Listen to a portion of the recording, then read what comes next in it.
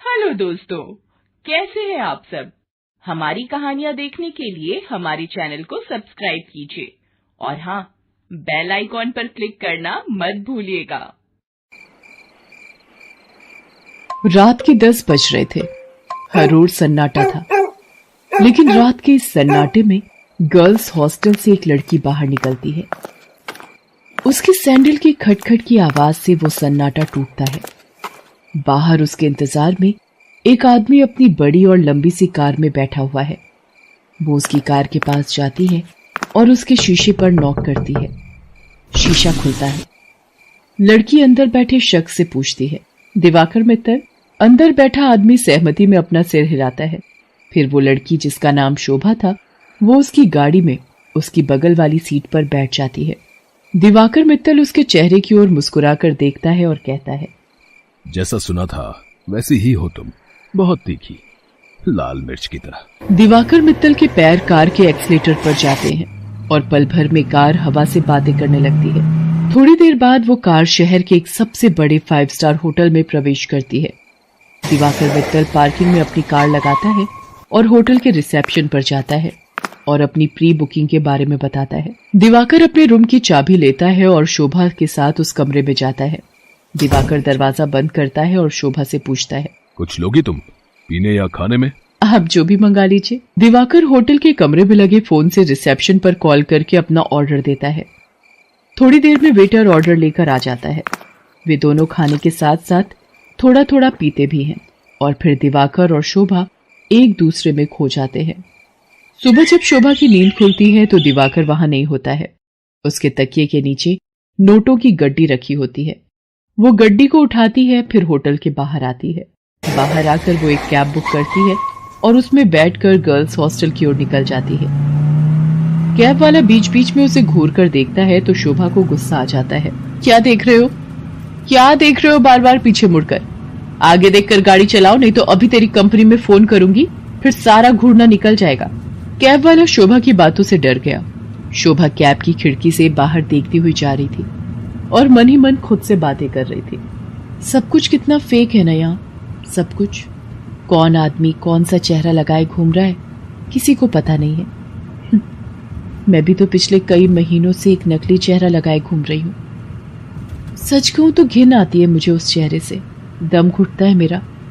लेकिन अब इस चेहरे के बिना मैं रह भी तो नहीं सकती। ये कहानी है जमालपुर की रहने वाली शोभा की। शोभा शहर के एक हॉस्टल में रहती है और इंजीनियरिंग की पढ़ाई कर रही है। वो 8 महीने पहले ही शहर आई है। शोभा के पिता दीनदयाल उससे बहुत प्यार करते हैं। उसे अब भी याद है जब वो ट्रेन में बैठकर शहर आ रही थी तो। क्या बाबा, आप इस तरह बच्चों की तरह रोएंगे तो मैं शहर कैसे जाऊंगी? क्या कहूँ शोभा, 5 बरस की थी तू जब तेरी अम्मा तुझे गोद में डालकर हमेशा के लिए हम सबको छोड़कर चली गई। तब से तुझे ही देखकर जिया है। जानती हूँ बाबा। सोचा था कि एक बार ही तुझे विदा करूंगा जब तेरी शादी होगी, लेकिन शादी के पहले ही। ये कहकर दीनदयाल शोभा को गले लगाकर फिर से फूट फूट कर रोने लगा। ठीक है बाबा, मैं नहीं जाती हूँ शहर, यही रहती हूँ आपके पास। लेकिन आप ही तो हमेशा जिद करते हैं कि तुम्हें खूब पढ़ना है, बहुत बड़ा आदमी बनना है। अब आगे की पढ़ाई गाँव में तो नहीं हो सकती, तभी तो मैं शहर जा रही हूँ। ठीक है, मैं ट्रेन से उतर जाती हूँ। उसी समय ट्रेन की सीटी बजी। दीनदयाल जल्दी से ट्रेन से उतरा। ट्रेन ने कुछ ही देर में रफ्तार पकड़ ली। शोभा ट्रेन से आगे निकलती गई और दीनदयाल पीछे छूटता गया। शहर में शोभा गर्ल्स हॉस्टल में रहने लगी और अपनी पढ़ाई करने लगी। उसकी रूम पार्टनर थी रेखा। रेखा का बैकग्राउंड भी शोभा की तरह ही था। उसके पिता नहीं थे। उसकी माँ दूसरों के खेतों में काम करती थी। बहुत कठिनाई से गुजर बसर होता था। एक दिन की बात है, शोभा कमरे की सफाई कर रही थी तो उसे रेखा के तकिए के नीचे से नोटों की गड्डी मिली। इतने सारे पैसे, ये यहाँ कैसे आए? रेखा उस समय नहा रही थी। जब वो नहाकर बाहर आई तो शोभा ने उससे पैसों के बारे में पूछा, लेकिन रेखा ने उसकी बात का सही सही कोई जवाब नहीं दिया। आश्चर्य तो हुआ क्योंकि वे दोनों अच्छे दोस्त थे। कुछ बात तो है जो रेखा मुझसे छिपा रही है, लेकिन क्या?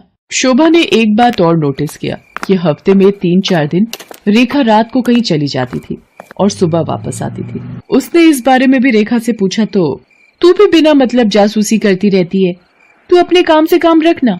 मैं कहाँ जाती हूँ, क्यों जाती हूँ, हर चीज का हिसाब देना जरूरी है क्या? ये जरूरी तो नहीं, लेकिन कल को हॉस्टल की वार्डन को पता लग गया कि तुम रात रात भर बाहर रहती हो तो क्या होगा? तुझे पता है ना वो कितनी स्ट्रिक्ट है। तो उसकी फिक्र मत कर, मैं संभाल लूंगी उन्हें। धीरे धीरे शोभा ने रेखा की लाइफस्टाइल में बहुत तब्दीली देखी। वो महंगे से महंगे कपड़े और जूते खरीदती, लेटेस्ट मोबाइल फोन रखती, उसका जब जो मन करता वो करती। शोभा उसकी लाइफस्टाइल से बहुत प्रभावित हो गई।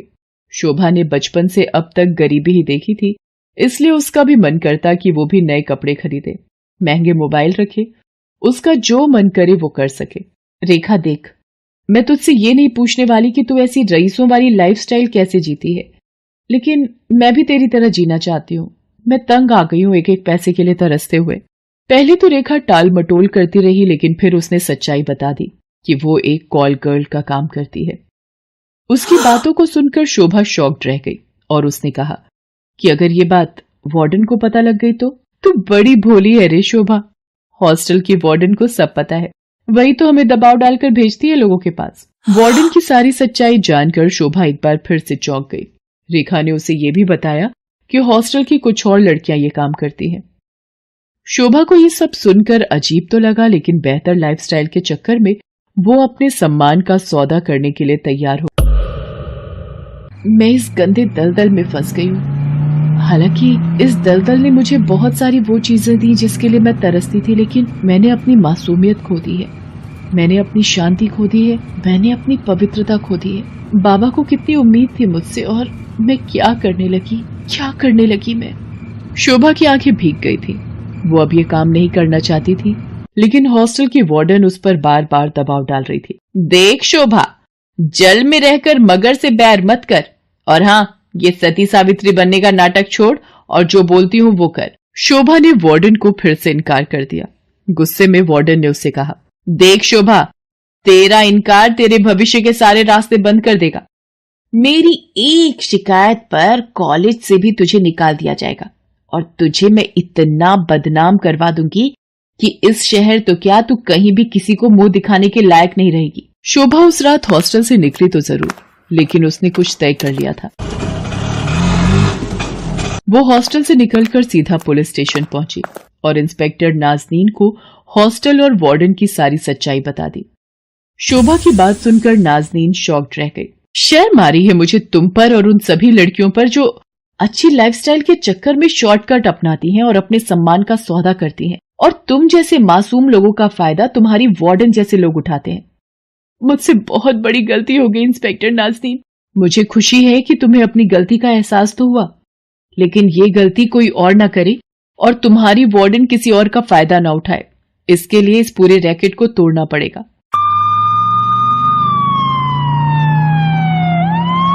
इंस्पेक्टर नाज़नीन ने वार्डन को गिरफ्तार कर लिया और उसे जेल भेज दिया।